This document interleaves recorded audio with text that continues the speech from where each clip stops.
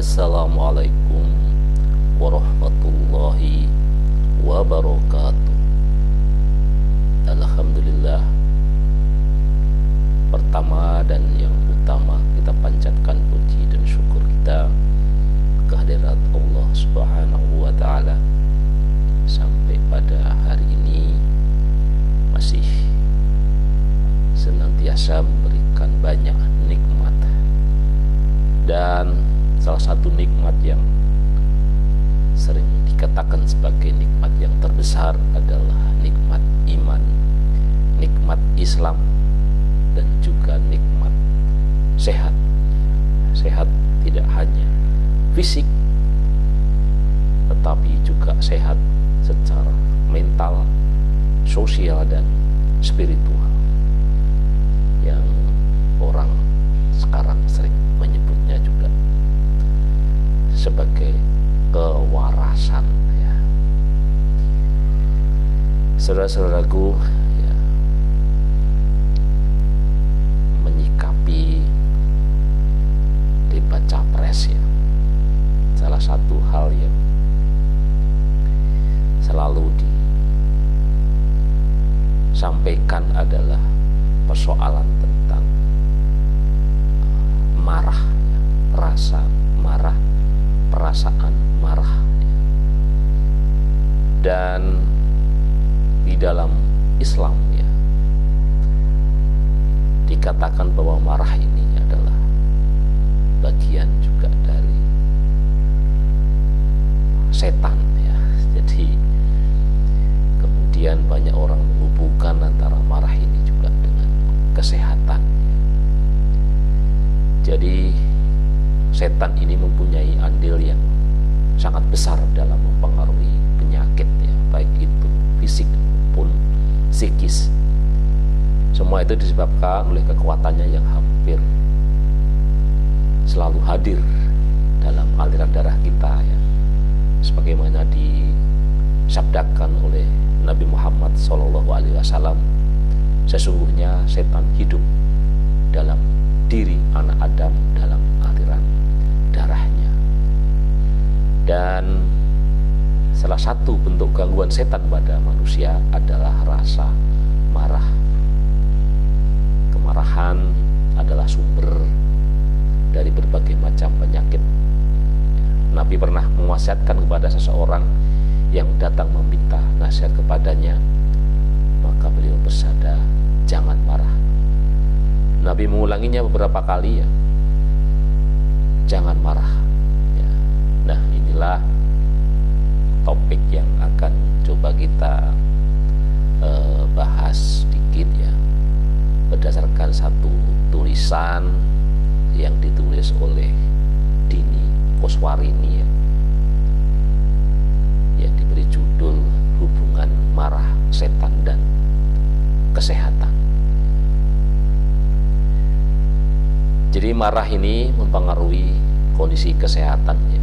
Sebagai contoh adalah penyakit nyeri lambung, ya, juga radang usus besar, ya. Bahkan semua itu adalah penyakit yang ditimbulkan oleh jiwa yang emosional, ya. Bahkan pada beberapa sebagian orang, ya, marah ini dapat memicu penyakit diabetes mellitus, ya. Sebabnya adalah jiwa yang marah kerap menjadi gundah dan gelisah. Marah juga dapat menyebabkan pusing, ya, pembekuan darah di kepala, bahkan juga bisa menimbulkan stroke, lumpuh mendadak, sakit jantung, dan juga nyeri dada. Sehingga kita boleh dikatakan bahwa kemarahan ini hanya akan memperparah semua penyakit-penyakit tadi, ya. Nah, bagaimana Nabi marah padahal dia sendiri melarang umatnya untuk marah, ya. Dalam riwayat Abu Hurairah misalnya, Nabi mengatakan, orang yang kuat tidaklah yang kuat dalam bergulat, namun mereka yang bisa mengendalikan dirinya ketika marah, ya. Hadis riwayat Malik. Dalam riwayat Abu Sa'id Al-Khudri, Rasulullah bersabda, sebaik-baik orang adalah yang tidak mudah marah dan cepat lerai, ya, cepat cepat berkurang marahnya. Sedangkan seburuk-buruk orang adalah yang cepat marah dan lambat hilang marahnya. Jadi inilah yang kemudian orang menghubungkan dengan salah satu calon presiden yang didukung oleh banyak partai, ya, tetapi nampaknya kemarahannya itu tadi yang cepat marah dan lambat melerai, gitu ya, kalau kita merujuk pada hadis riwayat Ahmad ini, gitu ya. Jadi jawabannya, kemarahan Nabi itu memang disebabkan oleh beberapa hal, namun dapat dipastikan kesemuanya bermuara pada satu sebab, yaitu sesuatu yang berhubungan dengan kepentingan agama, bukan kepentingan pribadinya. Jadi sesungguhnya marah itu boleh-boleh saja ketika itu menyangkut kepentingan agama. Nabi perlu marah untuk memberikan penekanan bahwa hal tertentu tak boleh dilakukan oleh umatnya. Sebagai guru seluruh manusia, ya, dan memberi petunjuk ke jalan yang lurus, ya, Nabi perlu marah agar mereka menjauhi segala perbuatan yang tidak boleh, yang tidak elok, gitu ya. Oleh karena itu Rasulullah SAW marah saat mendengar laporan bahwa di medan pertempuran Usamah bin Zaid membunuh orang yang sudah mengatakan la ilaha illallah, tiada Tuhan selain Allah.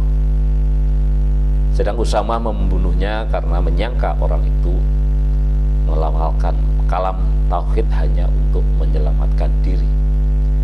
Nabi menyalahkan Usamah dan berkali-kali mengatakan, apakah engkau membunuhnya setelah ia mengatakan la ilaha illallah?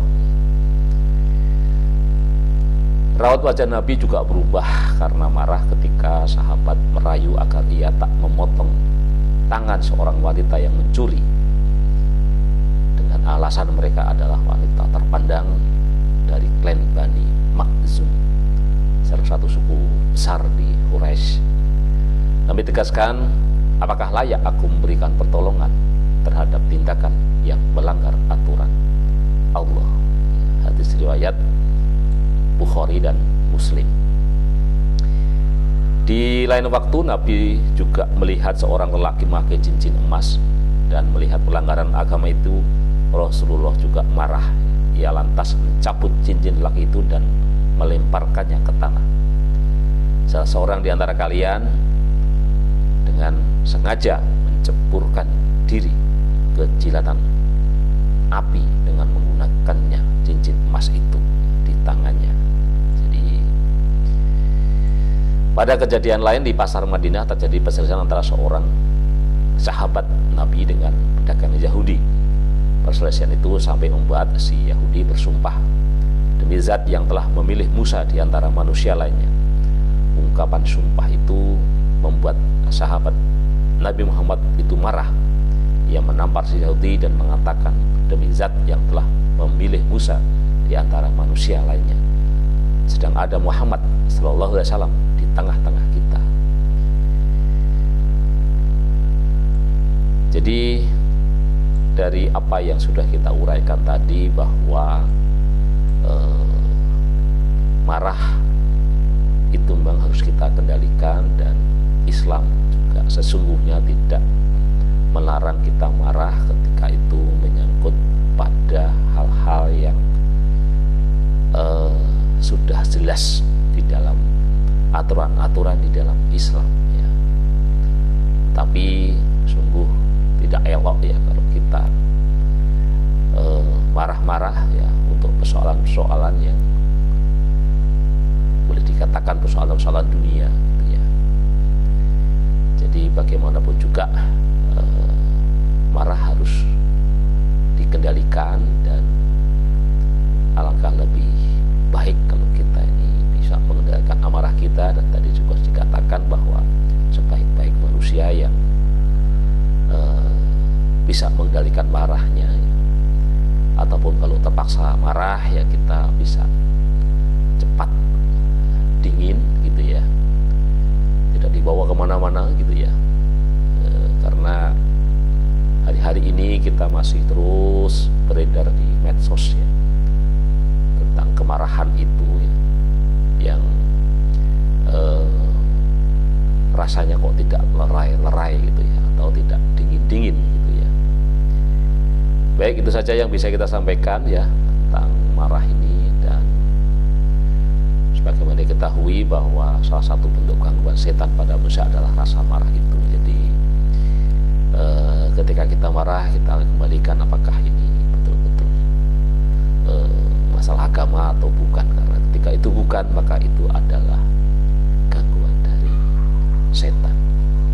Demikian yang bisa kita sampaikan tentang hubungan marah setan dan kesehatan. Sekian, wassalamualaikum warahmatullahi wabarakatuh.